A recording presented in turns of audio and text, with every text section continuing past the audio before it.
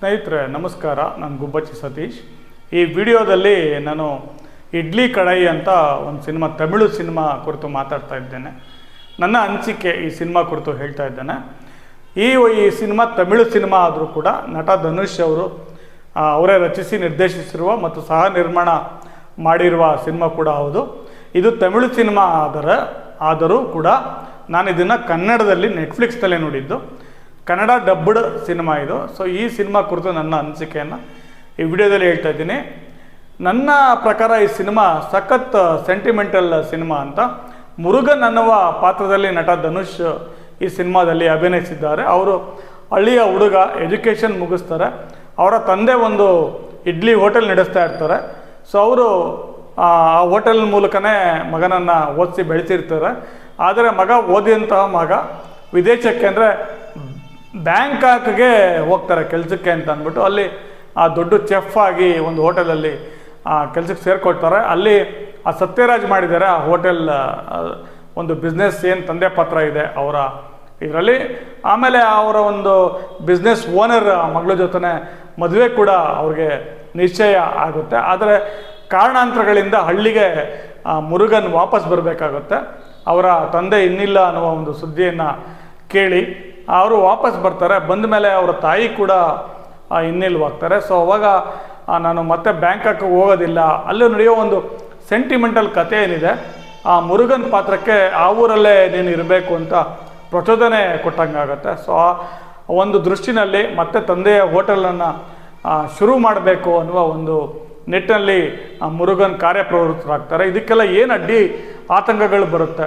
ಮತ್ತು ಈ ಒಂದು ಸತ್ಯರಾಜ್ ಪಾತ್ರ ಏನಿದೆ, ಉದ್ಯಮಿಯ ಪಾತ್ರ, ಅವರ ಮಗ ಈ ಮುರುಗನ್ ಮೇಲೆ ಆತನಿಗೆ ಏನೋ ಒಂದು ಥರ ನೋಡಿದಾಗೆಲ್ಲ ಕೀಳರಿಮೆ ಇರುತ್ತೆ. ಅದನ್ನು ಮೆಟ್ಟಿನಿಲ್ಲದಕ್ಕೋಸ್ಕರ ರಿವೆನ್ ತಗೋಬೇಕು, ನಮ್ಗೆ ಅವಮಾನ ಮಾಡ್ತಾ ಇದ್ದೇನೆ, ನನ್ನ ತಂಗಿನ ಮದುವೆ ಆಗಕ್ಕೆ ಮತ್ತೆ ವಾಪಸ್ ಬರ್ತಾ ಇಲ್ಲ ಅಂತ ಮತ್ತೆ ಇಲ್ಲಿಗೆ ಬಂದು ಏನೆಲ್ಲ ಕಿರುಕುಳ ಕೊಡ್ತಾರೆ.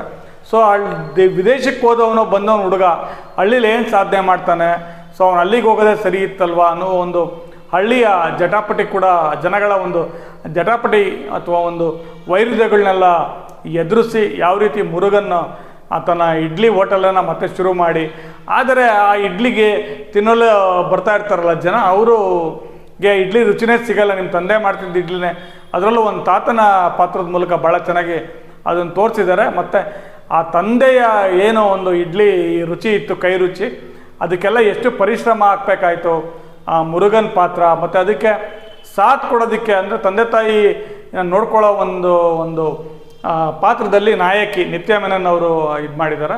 ಅವರು ಕೂಡ ಮುರುಗನ್ಗೆ ಸಾಥ್ ಕೊಟ್ಟು ಹೋಟೆಲ್ನ ಮತ್ತೆ ಒಂದು ಸ್ಟ್ಯಾಂಡ್ ಮಾಡ್ತಾರೆ. ಸೊ ಆನಂತರ ವಿಲನ್ ಅಂದರೆ ಏನೋ ಉದ್ಯಮಿಯ ಮಗ ಬಂದು ಯಾವ ರೀತಿ ಕಿರುಕುಳ ಕೊಡ್ತಾನೆ.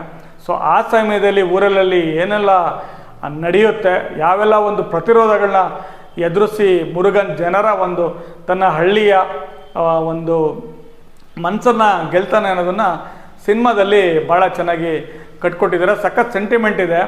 ಒಂದು ಹಳ್ಳಿ, ಆ ಊರಿನ ಜನಗಳನ್ನು ಮನಸ್ಸು ಗೆಲ್ಲೋದು, ಮತ್ತು ಆ ಹಳ್ಳಿಯ ದೈವ, ತಂದೆಯ ಆತ್ಮ ಕೂಡ ಯಾವ ರೀತಿ ಮಗನನ್ನು ಅಲ್ಲೇ ನೆಲೆಸೋಕ್ಕೆ ಒಂದು ಟ್ರೈ ಮಾಡುತ್ತೆ ಅನ್ನೋದು ಈ ಸಿನಿಮಾದ ಒಂದು ಟೋಟಲಿ ಊರಣ ಅಂತ ಹೇಳ್ಬೇಕಾಗತ್ತೆ. ಭಾಳ ಚೆನ್ನಾಗಿದೆ ಸಿನಿಮಾ. ಆದರೆ ಈ ಸಿನಿಮಾ ಥಿಯೇಟ್ರ್ನಲ್ಲಿ ಅಷ್ಟು ಹಿಟ್ಟಾಗಲಿಲ್ಲ. ನೆಟ್ಫ್ಲಿಕ್ಸ್ನಲ್ಲಿ ಸಾಕಷ್ಟು ಜನ ನೋಡಿದ್ದಾರೆ. ಕಮರ್ಷಿಯಲ್ ಹಿಟ್ ಆಗಿಲ್ಲ ಈ ಸಿನಿಮಾ. ಯಾಕಂದರೆ ಈ ಕಾಲಕ್ಕೆ ತಕ್ಕ ಸಿನಿಮಾ ಅಲ್ಲ ಇದು. ಇದು ಒಂದು ರೀತಿ ಕನ್ನಡದ ಅಣ್ಣ ಅವರ ಅಭಿನಯದ ಬಂಗಾರದ ಮನುಷ್ಯ ರೀತಿಯ ಸಿನಿಮಾ. ಇದರಲ್ಲಿ ಅಹಿಂಸೆ ಕೂಡ ಮುನ್ನೆಲೆಗೆ ಬಂದಿದೆ. ನಮ್ಗೆ ಯಾರಾದ್ರು ಹಿಂಸೆ ಕೊಟ್ಟರು ನಾವು ಅದನ್ನು ಮತ್ತೆ ಅವರಿಗೆ ಹಿಂಸೆ ಮಾಡೋಕ್ಕೆ ಹೋಗಬಾರ್ದು, ಅಹಿಂಸೆಯಿಂದನೇ ಪ್ರತಿಭಟಿಸಬೇಕು ಅನ್ನುವ ತಂದೆಯ ಮಾತನ್ನು ಪಾಲಿಸುವ ಮಗನಾಗಿ ಕೂಡ ಮುರುಗನ್ ಇರ್ತಾನೆ. ಸೊ ಇದೆಲ್ಲ ಸಿನಿಮಾದ ಪ್ರಮುಖ ಅಂಶಗಳು ಅಂತ ಅನಿಸುತ್ತೆ.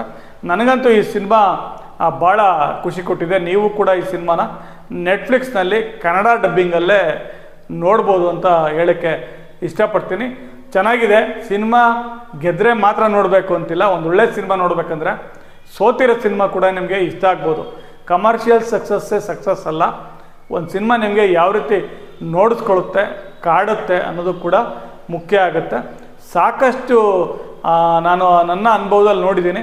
ಸಾಕಷ್ಟು ಜನಗಳು ಫ್ಯಾಮಿಲಿಗಳಲ್ಲಿ ಅವರ ತಂದೆ ತಾತ ಏನು ಉದ್ಯಮ ಮಾಡ್ತಿರ್ತಾರೋ ಅದನ್ನು ಮುಂದುವರ್ಸ್ಕೊಂಡು ಹೋಗೋದಕ್ಕೆ ಇದೇ ಕಾರಣ.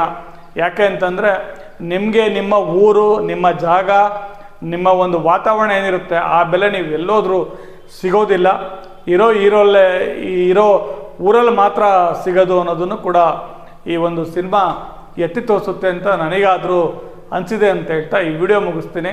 ಎಲ್ರಿಗೂ ಧನ್ಯವಾದಗಳು.